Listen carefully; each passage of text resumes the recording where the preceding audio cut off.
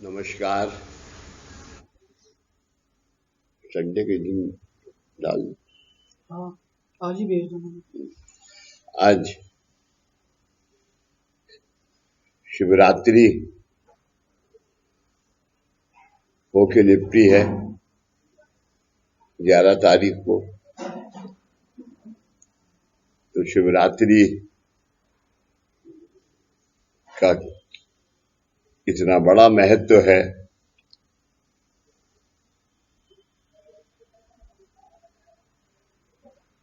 उनको शंकर भगवान को देवों के देव महादेव कहलाते हैं। ब्रह्मांड उन्हीं के पास है और सब देवताओं की उनकी शक्ति सब देवताओं में है, ऐसा ऐसा माना गया है। आप सबको बहुत बहुत शिवरात्रि की शुभकामनाएं।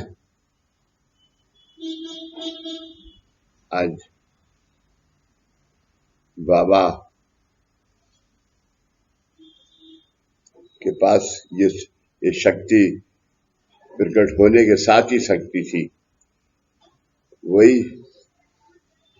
इस शक्ति को लेके आए। हमने भी, बाबा ने और दादा ने मिलके इस शक्ति को कारण दीक्षा के लिए काम में लिया।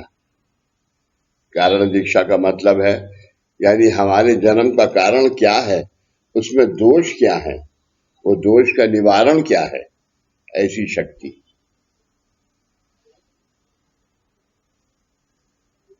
इसकी आपने देखा होगा कि आपको एक प्रतिमाएं दी गई हैं। एक पहले सांशक प्रतिमा है बाबा की पादुका, और दूसरी प्रतिमा है कारण प्रतिमा। कारण प्रतिमा जो है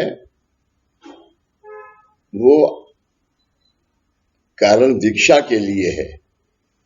तो ऐसी आप इस जन्म में जो आपने ये जन्म लिया, इस जन्म में जो आपके जन्म का कारण था वो है, और उससे आपको आपके कर्म विमोचन हो, उसके लिए हर उसको अनुष्ठान है पूर्णिमा और अमावस्या को। ऐसा फिर एक महाकारण प्रतिमा सोने की, वो महाकारण प्रतिमा जरूर है लेकिन उसका नाम है महाकारण अवस्था। अगले जन्म का कार्य वो इसमें है, यही संस्था का कार्य है। पिछले जन्म के दोषों को दूर करना, यही तामन का कार्य है। तो आपको शिवरात्रि की बहुत बहुत शुभकामनाएं। लास्ट का एक पैरा आपको रिपीट करता हूं। इंद्रिय अवयवों की संपत्ति में कोई कमी नहीं है, ऐसा मानवीय जन्म आपने लिया है। उस जन्म के लिए आपके 5 ऋणानुबंध में से जन्म कर्म, जन्म जन्मांतर, जन्म कर्म और जन्म जन्मांतर, इन ऋणानुबंधों को आपके अनेक पूर्व जन्म के, संजय ये टेलीफोन यहां रख दो, पूर्व जन्मों के संचित कर्मों में से 50 कर्म खर्च करना पड़ा है। इसके कारण जन्म प्राप्ति के बाद जीवन व्यतीत करने के लिए आपके पास कितना कर्म बाकी है? केवल 50% कर्म आपके पास बाकी बचा है, जो आपने आपके प्राप्त जन्म में आपके 5 ऋणानुबंध को कार्यार्थ देना है। आपके इस 50% बाकी बचे हुए कर्म में आपके गत जन्म के जन्म कर्म, गत जन्म ये सा जन्म, गत जन्म के जन्म कर्म और जन्म जन्मांतर, ये 2 ऋणानुबंध भी हैं। जन्म कर्म, कर्म का कारण, जन्म जन्मांतर जो आपके पिछले 7 जन्मों का जन्म जन्मांतर है, ये 2 ऋणानुबंध भी हैं। और इस प्राप्त जन्म के मातृपित इतरेजन देवादिक जन्म कर्म, मातृपित माता पिता, आपके इस जन्म के माता पिता, अगले जन्म के कौन थे माता पिता ये नहीं पता आपको, कि मातृपित इतरेजन इतने जन चाचा चाची मामा मामी, ये इनका इतने जन और हमारे देवादिक, हमारी कुल देवी कुल देवता कौन थे? जन्म कर्म और जन्म जन्मांतर में ये 5 ऋणानुबंध भी हैं। और आपके ये जन्म के इन 5 ऋणानुबंधों को आपके बाकी बचे हुए 50% कर्म परत में आपके जीवन में कार्य करना है। इसलिए प्राप्त जीवन व्यतीत करते समय आपकी इच्छा अपेक्षाएं साकार होने में आपके 50% कर्म की कमी होती है। आपको आज ये चाहिए मगर वो नहीं मिलती आपको। उसका कारण ये है कि आपका 50% का कर्म जो है वो आपके पास है और आप 50 आधे जी रहे हैं। अब इसके अंदर 50% के कर्म में भी आपको 25% परमार्थ करना है और 25% अहिक करना है, परिवार को पालना है, इसलिए दुख होता है। ये इस तरह है। मान लीजिए कि आप नौकरी करते हैं और लेकिन रजिस्टर में आपकी तनख्वाह 500 रुपए महीना लिखी है, लेकिन हर महीने आपको केवल 250 ही रुपए दिए जाते हैं। इससे हर महीने घर गृहस्थी चलाने के लिए आपको 250 रुपए की यानी 50% तनख्वाह की कमी होती है। इसी तरह आप पुनश्च जन्म प्राप्ति के बाद अपने जीवन में 50% कर्म की कमी धारण करते हैं। यह मानवीय जन्म प्राप्ति का सहज धर्म है। दुख का कारण आप समझ गए होंगे क्या है। ये बाबा ने आपको दूर किया है। आज आपके पास कम से कम 50% जन्म कर्म है और 50% आपके पास है। इसलिए बाबा का कहना यह है कि इस मेरे मार्ग में आके अगले जन्म के लिए 50% अहिक रखो, लेकिन 50% फिर पंच भी करो। सॉरी, अहिक नहीं, 50% परमार्थ करो और 50% फिर पंच करो। यानी 50% परमार्थ करने में आपके अगले जन्म में कष्ट नहीं होगा। तब आपके जीवन में मूल्यता ये मानवीय जन्म प्राप्ति का सहज धर्म है। 50% कर्म के साथ जब आप जीवन व्यतीत करते हैं तब आपके जीवन में मूलता ही कमी होती है। इसलिए आप स्वयं अपने जीवन में सुख शांति समाधान की परिपूर्णत्व करने में असमर्थ तथा अपात्र होते हैं। मानवीय जीवन के आरंभ में ही ऐसी ये स्वाभाविक यानी नैसर्गिक अवस्था आप मानवों के जीवन में होती है। आप दैविक मार्ग का अवलंबन करने का विचार कब करते हैं? बुढ़ापे में। लेकिन जो आपने कमाई की है, जो आपने अच्छा प्लस के कर्म कमाए हैं, उसमें तो आपने आधा जीवन व्यतीत कर दिया। बुढ़ापे में समय नहीं कटता, इसलिए आप ईश्वर के पीछे पड़ते हैं। आज घर घर में यही सुनाई देता है कि इतनी छोटी उम्र में देव धर्म करके क्या करना है। इस उम्र में मौज करो, मस्ती करो और दूसरों को तकलीफ दो, लेकिन इससे बुढ़ापे में क्या परिस्थिति होती है। आपके जीवन की 50% कर्म की कमी के कारण ईश्वर को दया आती है और वह आपकी प्रार्थना का प्रतिसाद देने आपके पास आते हैं और आप कहते हैं मैं आ गया हूं। लेकिन ये सुनकर आप उन्हें कहते हैं कौन हो तुम? क्या रामू नौकर हो?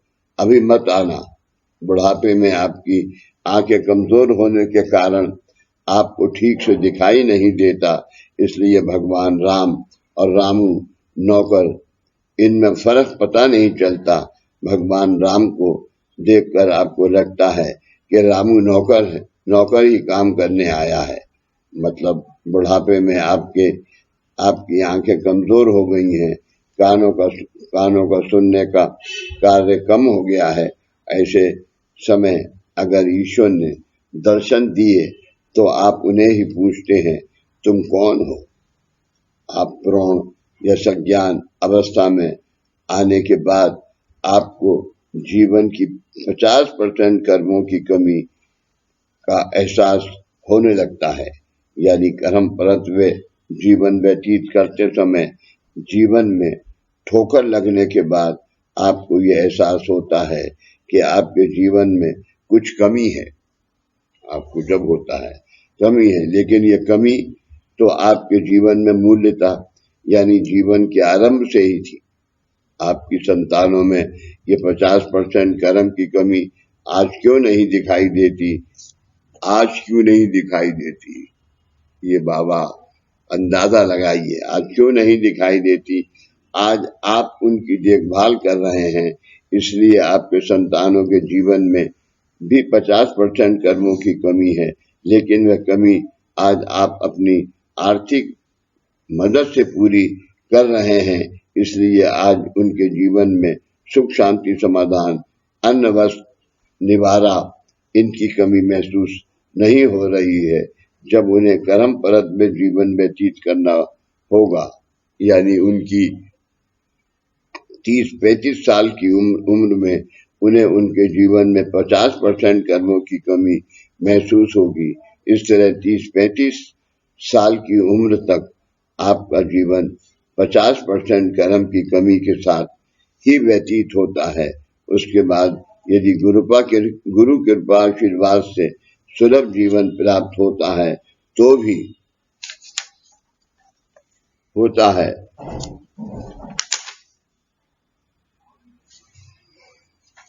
तो भी व्यक्ति लंगड़ाते ही चलता रहता है। ये कैसे? जिस तरह के हकलाने की नकल उतारने वाला व्यक्ति धीरे धीरे स्वयं हकलाने लगता है, वैसे आप में 50% कर्म की कमी है।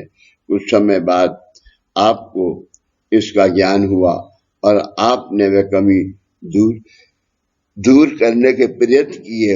ईश्वर ने कृपा आशीर्वाद देकर वह कमी पूरी की और आपको सुलभ जीवन प्राप्त हुआ। अब क्या होता है? आप तांगे के घोड़े की तरह वापस अपनी जगह पर आते हैं। टांगे तो घोड़े को ये आदत देती हैं कि अपने स्टंट पर ही सवारी को स्टेशन तक लेकर जाना है और फिर वापस अपने स्टैंड पर आना है। तांगे वाला सवारी लेकर जाता है, सवारी छोड़कर वह आराम करने के लिए वहां रुकता है। तब वह घोड़ा पैर पटक कर आवाज करके देखता है कि क्या मेरा मालिक सोया है या जागृत है। अगर मालिक सो गया तो वह घोड़ा अपने आप वापस अपने स्टैंड पर जाकर अपनी जगह पर खड़ा हो जाता है। इसी तरह आप गुरु भक्तों के जीवन की 50% कमी की 50% कर्मों की कमी पूरी करके श्री गुरु आपको कारण अवस्था तक लेकर आए हैं। आपने ये सपने में भी नहीं सोचा था कि आप कारण अवस्था तक जाएंगे। यहाँ तक आने के बाद आप ठक करके देखते हैं और सोचते हैं गुरु तो सोए हैं, चलो फिर से पिछली अवस्था में। जीवन में 50% कर्मों की कमी बाल्य अवस्था से ही होती है और वह बाल्य अवस्था में ही पूरी करनी होती है। यहाँ उपस्थित प्रत्येक माता पिता ने ये बात ध्यान में रखना अत्यंत आवश्यक है। यह मतलब जब दादा सेमिनार लेते थे, ये 5वीं सेमिनार का है, ये तब की बात है। और आज आपको ये जो मुलाकात है, तो आप आज कंप्यूटर के जरिए सुनना है इसे। अब किसी संडे से आपको मैसेज मिला है, संडे से आपको ये मैसेज मिला है कि आप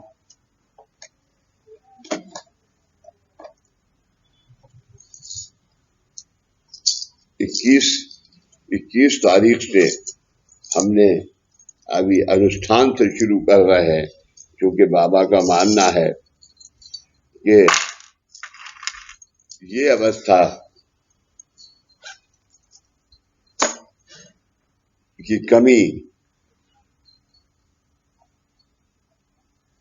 जो है ये पूरी हो जाएगी। मुझे कल हमने जबरदस्ती प्रार्थना करी शंकर भगवान से, महादेव जी से, कि आप इस वायरस को मुक्ति दीजिए ताकि दुनिया में शांति हो। मानवता जीवन जो दुखी हो गया है, आज एक दूसरे शहर तक जाना भी मुश्किल हो गया है, वो उसमें आज कुछ शांति पैदा हो, ऐसी आपके चरणों में प्रार्थना। हमने उनसे ये प्रार्थना करी है बाबा के दरबार में। देखिए अब क्या होता है।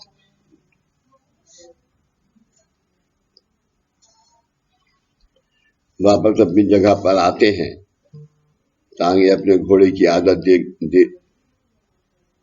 तांगे के घोड़े की ये आदत होती है कि अपने स्टैंड पर से सवारी की स्टेशन तक लेकर जाना है और फिर वापस अपने स्टैंड पर आना है। तांगे वाला सवारी लेकर जाता है, सवारी छोड़कर वह आराम करने के लिए वहां रुकता है। तब तक घोड़ा पैर पटक कर आवाज करके देखता है कि क्या मेरा मालिक सोया है या जागृत है।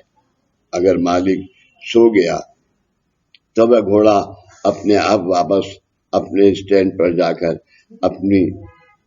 अपनी जगह पर खड़ा हो जाता है। इसी तरह आप गुरु भक्तों के जीवन की 50% कर्मों की कमी पूरी करके श्री गुरु आपको कारण अवस्था तक लेकर आए हैं। अब ये गुरु का उपकार है, दादा महाराज का उपकार है हमारे ऊपर। आपने इस सपने में भी नहीं सोचा था कि आप कारण अवस्था तक जाएंगे।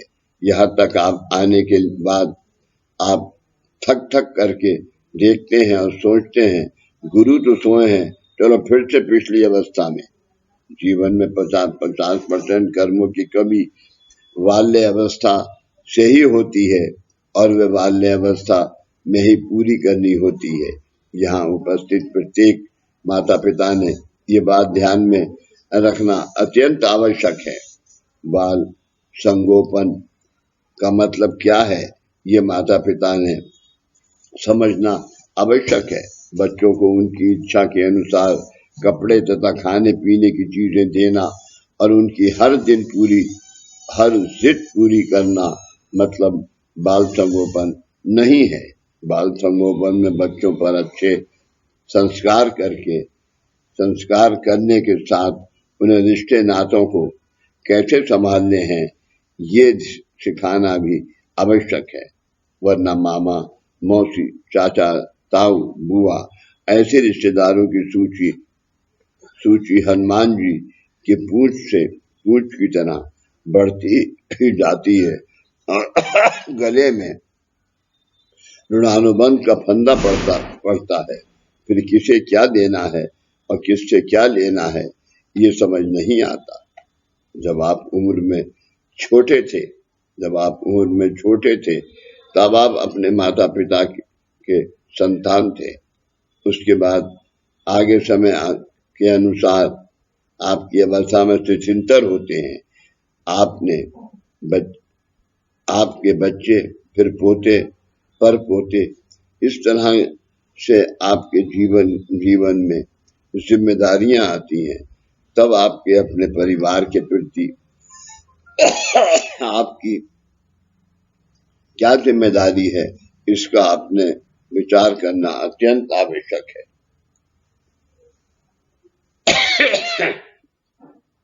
आपको कहना पानी और एक कॉफी दे जाएगा, तू मुझे पी ले।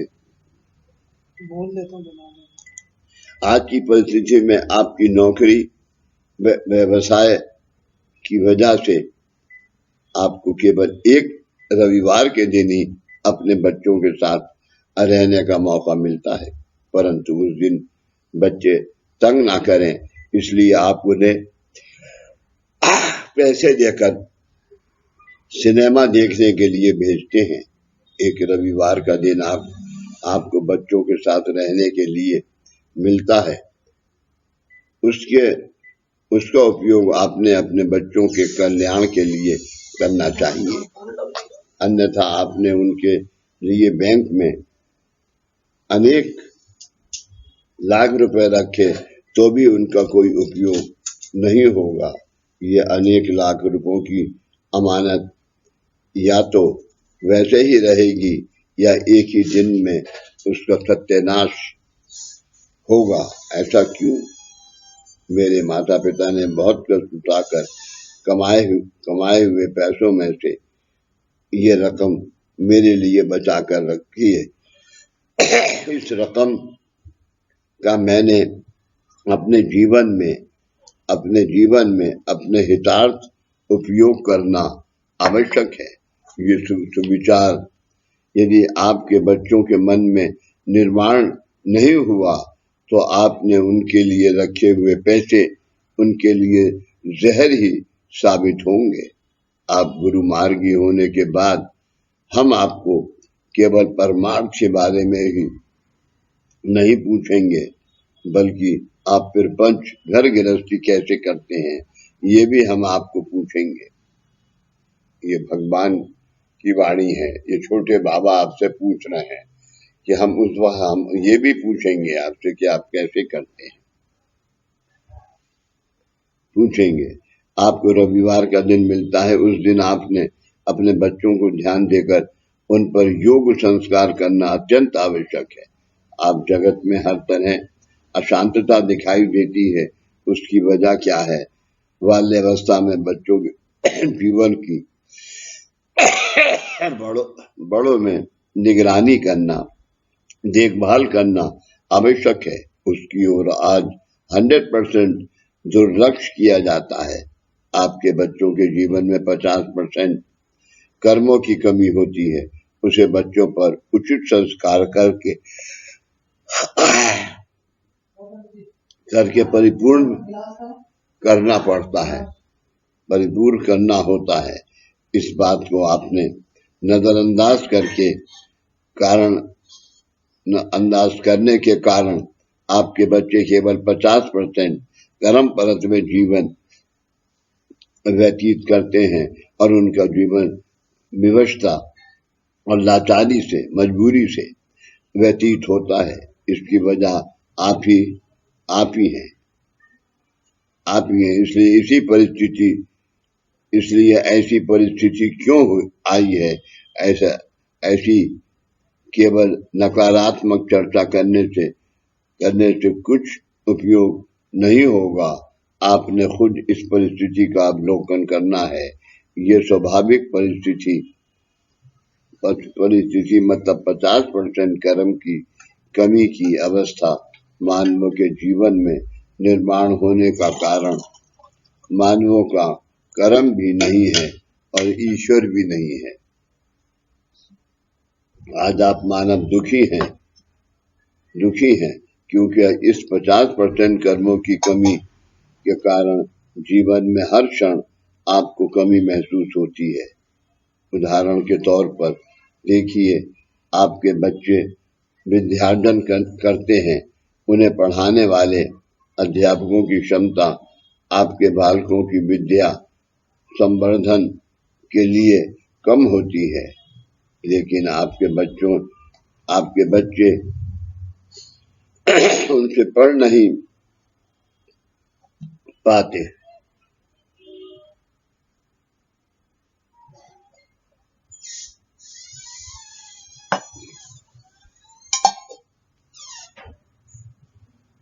आप अपने बच्चों को कहते हैं, इसलिए पाठशाला में तुम्हारी पढ़ाई ठीक से नहीं हो रही है तो मैं तुम्हें दूसरी पाठशाला में प्रवेश दिलाता हूँ।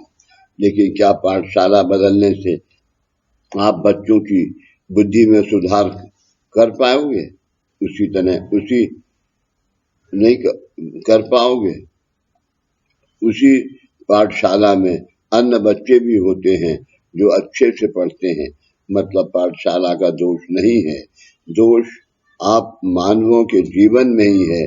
50% कर्मों की कमी को संस्कारों द्वारा पूरा करने की जिम्मेदारी आप पर है, लेकिन आप वह समझते नहीं और आपके पास उसके लिए समय नहीं है। मैं ये जो आपको बता रहा हूँ वह केवल बच्चों के बारे में ही नहीं है तो आपके लिए भी है। आपकी जिम्मेदारी हमने ली है, आपकी जिम्मेदारी आज बाबा का कहना है कि आपकी जिम्मेदारी हमने ली है।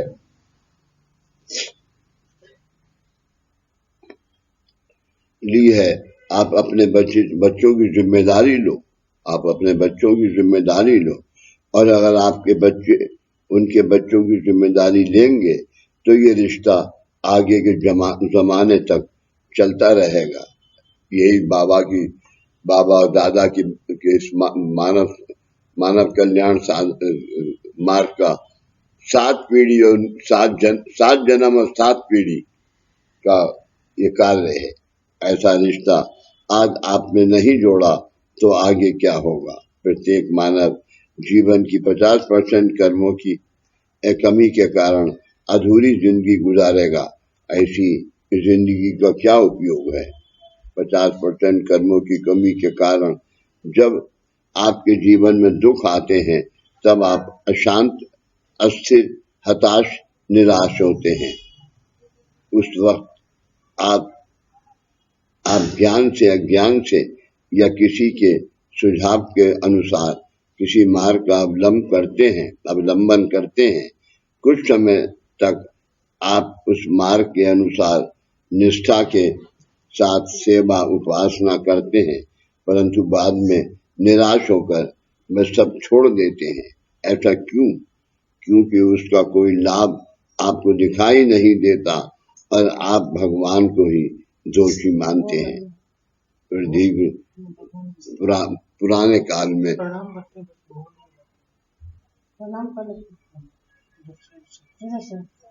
काल तक जैविक या अन्य किसी मार्ग का अवलंबन करने के बाद भी जब आपकी इच्छा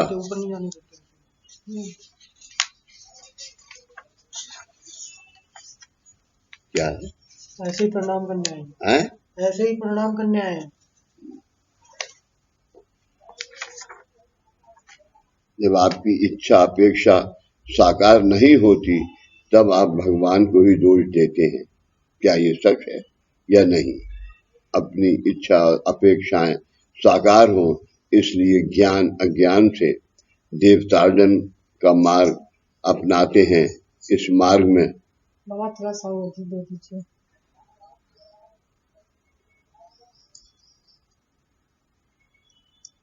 थोड़ा ज्यादा दे दीजिए पापा, घर ले जाने के लिए, थोड़ा सा घर ले जाने के लिए।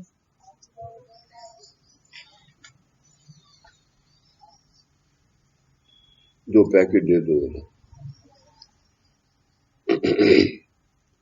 उस समय आप अपने जीवन की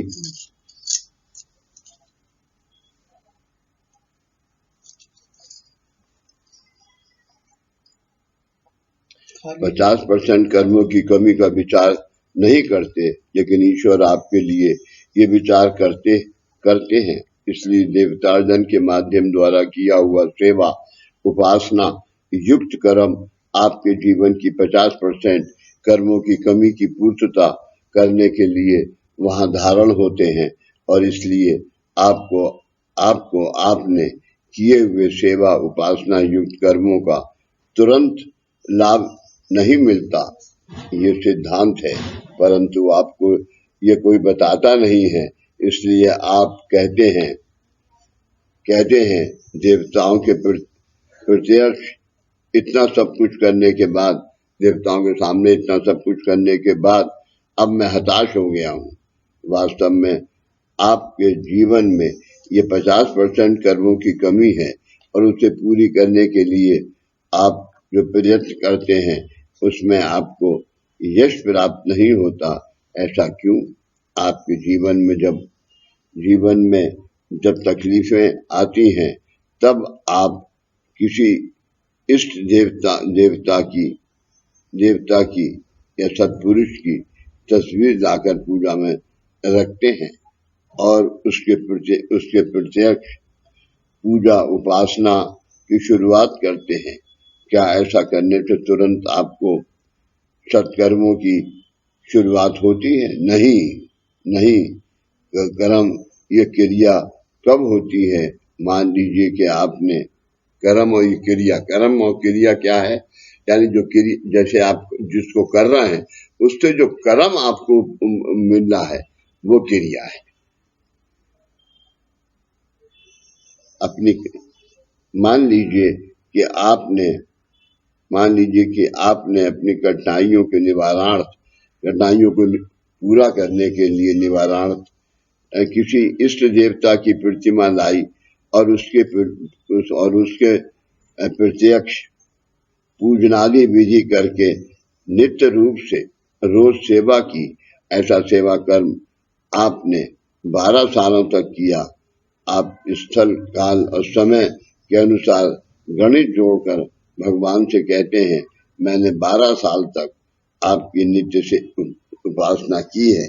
प्रत्येक भगवान इस पर आपको पूछते हैं, 12 सालों में मेरे प्रत्यक्ष सेवा कर्म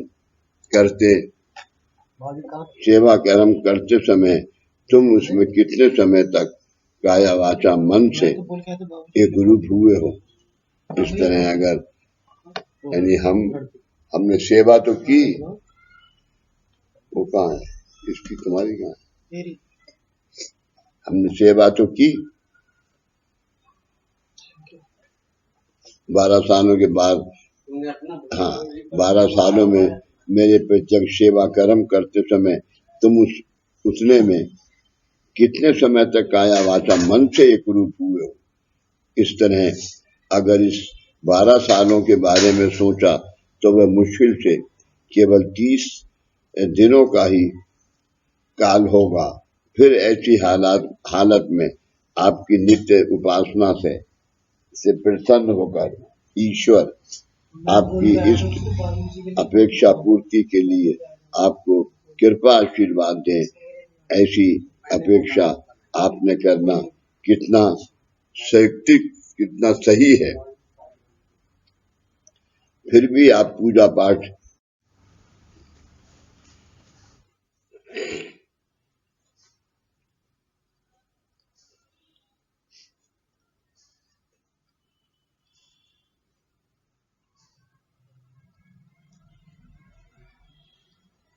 ईश्वर आपकी इष्ट अपेक्षा पूर्ति के लिए आपको कृपा आशीर्वाद दे, ऐसी अपेक्षा आपने करना कितना सैक्टिक है, नेसेसरी है। फिर भी आप पूजा पाठ, उपवास, व्रत इत्यादि जो कुछ भी करते हैं वह व्यर्थ नहीं जाता, वह सफल होता है, उसका सार्थक होता है। ये कैसे? आपने अपने जीवन में अंगीकृत की हुई नित्य उपासना का उपयोग, यानी आज यहाँ पर क्या है? ओंकार साधना है, मुलाकात साधना है, आरती साधना है, निवेदन है। ये सब, इसको आप कितना सुनते हैं? आज ये जो आप निवेदन, आप जो मुलाकात सुन रहे हैं, इसको आप कितना धारण करते हैं, कितना सुनते हैं, कितना लोगों से डिस्कस करते हैं, कितना अपने बच्चों पे अप्लाई करते हैं, ये सब इस पे निर्भर होता है। आपके जीवन की 50% कर्मों की कमी पूरी करने में होता है। मैंने आपको पहले ही बताया है कि आपके जीवन में आपके पास सिर्फ 50% कर्म है और उससे आपको अपने 5 ऋणानुबंध के अनुसार के कर्तव्यों को पूर्ण करना होता है। आपके 50% कर्म आपके ऋणानुबंध के कर्तव्यों की पूर्तता करने के लिए पर्याप्त नहीं है। आपके उस 50% कर्मों में आपके पूर्व जन्मों में आपके द्वारा ज्ञान अज्ञान से हुए पातक प्रमादों के दोष भी धारण हुए होते हैं। अगर आपके जीवन में पूर्ण 100% कर्म होता है तो आपके इन दोषों की तीव्रता कम होती है, परंतु आपके जीवन में केवल 50% ही कर्म होने के कारण आपके दोष अधिक प्रखरता से कार्य करते हैं। आप देवी देवताओं की उपासना का अवलंब करते हैं। आप देवी देवताओं की उपासना का अवलंब करते हैं। इस मार्ग में प्रथमता आपके जीवन की 50% कर्मों की कमी की पूर्तता होती है आपके जीवन में। इसलिए आपकी जो इच्छा है जिस काम के लिए, उसमें देर होती है। इसके बाद आपकी उपासना के सत्कर्मों का उपयोग आपके 50% कर्म में धारण हुए दोषों के निवारणार्थ होता है। इसलिए आप ईश्वर की सेवा उपासना करते हैं, लेकिन आपकी इच्छा अपेक्षाएं तुरंत साकार नहीं होती। इसका अर्थ ईश्वर गलत है या झूठ है, ऐसा नहीं है। ईश्वर अपना मानव कल्याण का कार्य करने के प्रयत्न करोगे तो भी आप वह नहीं कर पाओगे। आपकी इच्छा अपेक्षाएं भी कितनी मामूली तथा क्षुद्र होती हैं, आपकी उन अपेक्षाओं के अनुसार आज आपको कुछ प्राप्त हुआ और कल आपकी मृत्यु हुई तो आपकी वह इच्छा अपेक्षाएं साकार होकर भी आप क्या प्राप्त करते हैं, क्योंकि आप अपने साथ क्या लेकर जाते हैं? कुछ भी नहीं। आपको सब कुछ यहीं छोड़कर